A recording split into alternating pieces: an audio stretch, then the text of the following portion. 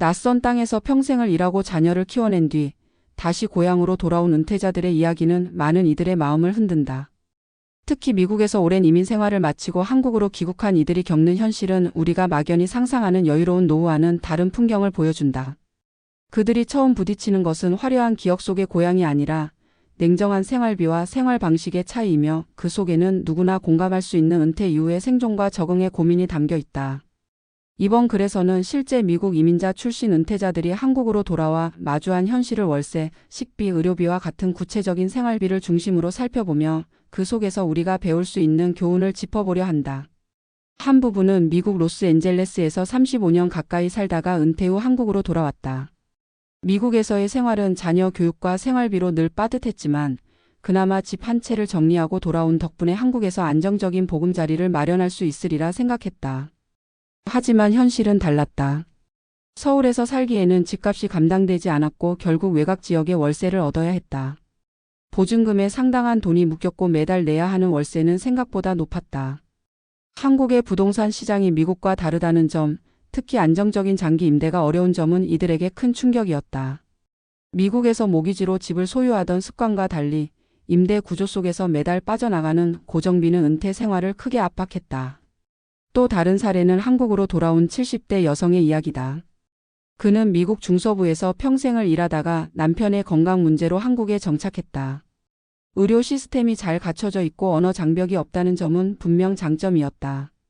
그러나 식비를 비롯한 생활비는 예상보다 높았다. 미국에서는 대형 마트에서 대량 구매를 통해 비용을 절약할 수 있었지만 한국에서는 작은 단위로 자주 사야 하는 구조에 적응이 쉽지 않았다. 신선한 채소와 과일을 매일 사 먹는 생활은 건강에는 이루었지만 그만큼 지출도 컸다. 그녀는 미국에서는 $100면 꽤 오랫동안 먹고 살 수 있었는데 한국에서는 비슷한 금액이 일주일 만에 다 나간다고 털어놓았다. 환율 차이와 물가 구조의 차이를 제대로 계산하지 못한 결과였다. 또 다른 부부는 은퇴 후 한국에서 자녀와 가까이 살기 위해 귀국했다.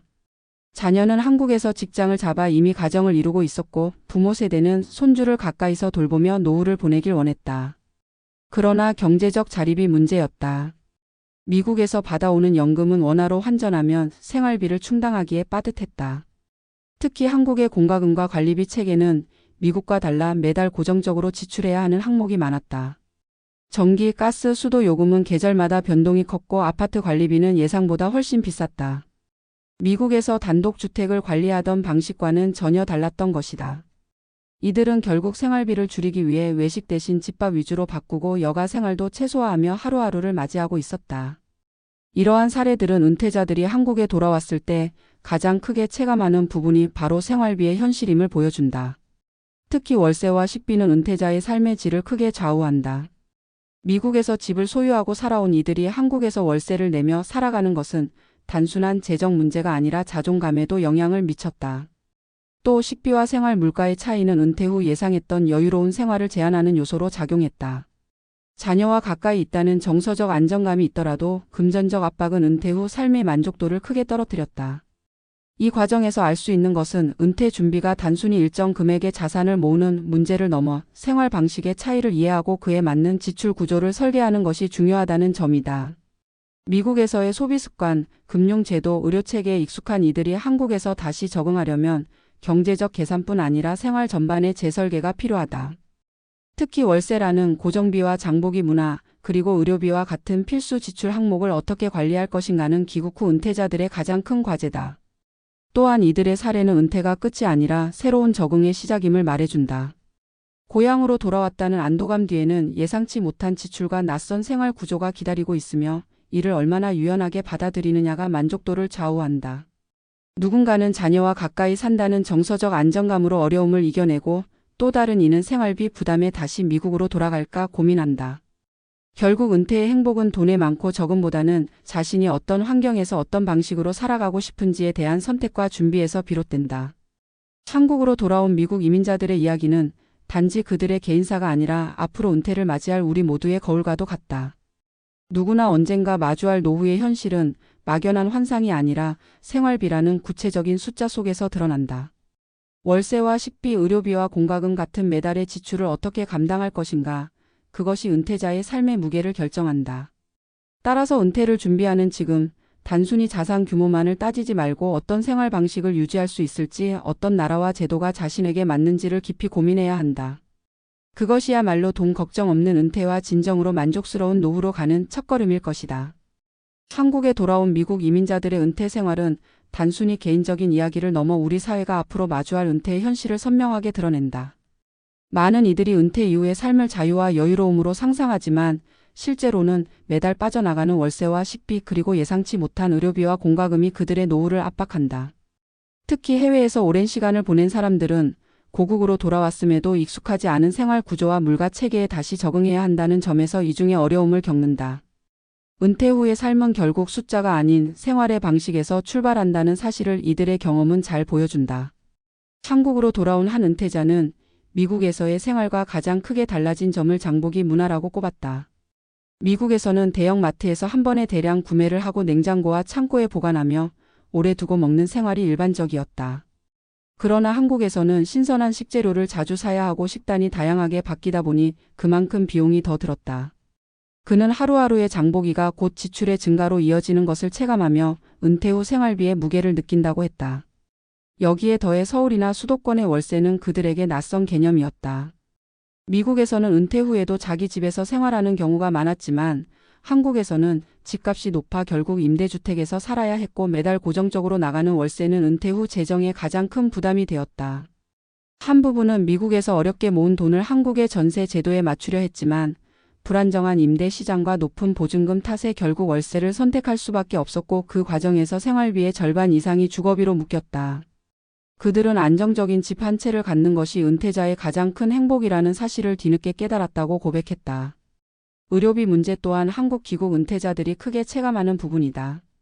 한국은 분명 미국보다 의료비가 저렴하고 접근성이 뛰어나지만 정기적인 건강검진과 치료가 잦아지면서 은퇴자의 생활비에서 의료비가 차지하는 비중은 꾸준히 늘어났다.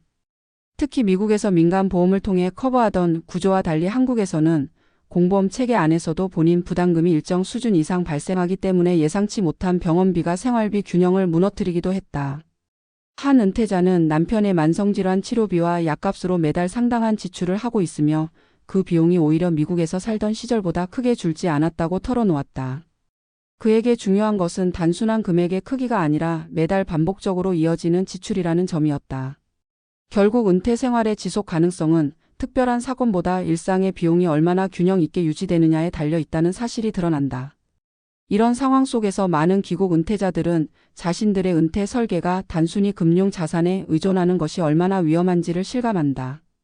은퇴자에게 필요한 것은 일정한 규모의 자산이 아니라 생활 패턴과 사회적 환경에 맞는 지출 구조이며 이 점을 간과할 경우 아무리 넉넉한 돈을 가지고 있어도 금세 줄어들 수밖에 없다. 특히 해외에서 살다 돌아온 이들은 환율 문제까지 고려해야 한다.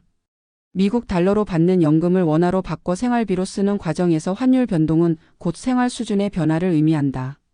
환율이 불리하게 움직이면 같은 연금이라도 체감 소득이 줄어들고 이는 곧 생활비 조정으로 이어진다.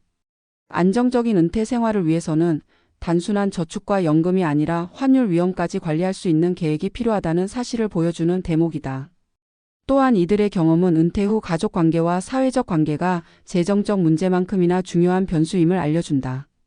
한국으로 돌아와 자녀와 가까이 살면서 정서적인 만족을 얻는 경우도 있지만 자녀와의 생활 방식 차이에서 갈등이 생기는 경우도 많다.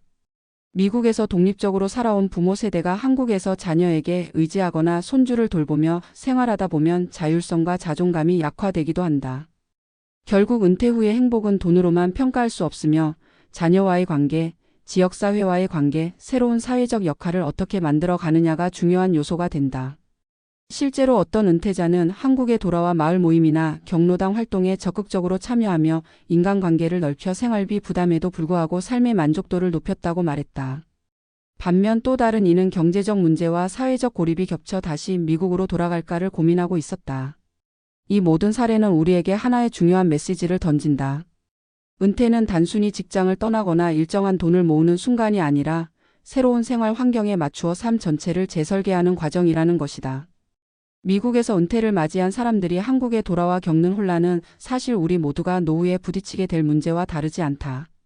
집은 어떻게 마련할 것인가? 매달 식비는 어떻게 관리할 것인가? 예상치 못한 의료비와 공과금은 어떻게 감당할 것인가? 그리고 무엇보다도 자신이 살아갈 사회적 관계망은 어떻게 유지할 것인가? 이런 질문에 대한 답을 지금부터 준비하지 않는다면 은퇴 후의 삶은 쉽게 불안정해질 수밖에 없다. 전문가들은 은퇴 설계에서 세 가지를 강조한다. 첫째는 고정비의 최소화다. 주거비와 같은 필수 지출이 일정 수준 이상으로 고정되어 있으면 은퇴 후 수입이 줄었을 때 감당하기 어렵다. 따라서 은퇴 전까지는 가급적 안정적인 주거 형태를 확보하고 월세나 임대 구조에 노출되지 않도록 준비하는 것이 중요하다. 둘째는 생활비의 유연성이다. 식비와 여가비와 같은 변동 지출은 경제 상황과 건강 상태에 따라 조정이 가능해야 하며 이를 위해선 지출 항목을 세분화하고 불필요한 고정 지출을 줄이는 습관이 필요하다. 셋째는 관계 자본의 확보다. 돈만으로는 노후의 만족도를 담보할 수 없다. 새로운 사회적 관계, 건강한 가족 관계, 의미 있는 활동을 통해 삶의 질을 유지할 수 있어야 한다. 한국에 돌아온 미국 이민자들의 경험은 단지 귀국 은퇴자의 이야기가 아니라 우리 사회 전체에 던지는 경고다. 노후는 돈이 아니라 삶의 구조를 어떻게 설계하느냐의 문제이며 준비 없는 귀국이나 준비 없는 은퇴는 누구에게나 쓰라린 현실로 다가올 수 있다. 월세와 식비, 의료비와 공과금이라는 가장 기본적인 지출이 은퇴자의 삶을 압박할 수 있다는 사실은 우리가 잊지 말아야 할 교훈이다. 결국 은퇴의 본질은 자유가 아니라 균형이며 그 균형을 유지하기 위해서는 재정적 계산과 함께 생활 전반을 아우르는 준비가 필요하다. 한국에 돌아온 은퇴자들이 겪는 현실은 우리에게 아직 늦지 않았다는 메시지를 전한다. 지금 우리가 해야 할 일은 단순히 돈을 모으는 것이 아니라 어떻게 살아갈지를 구체적으로 설계하는 것이다. 그렇게 할 때에만 은퇴 후의 삶이 달콤한 꿈으로 남을 수 있고 그렇지 않다면 누구나 쓰라린 현실을 마주하게 될 것이다.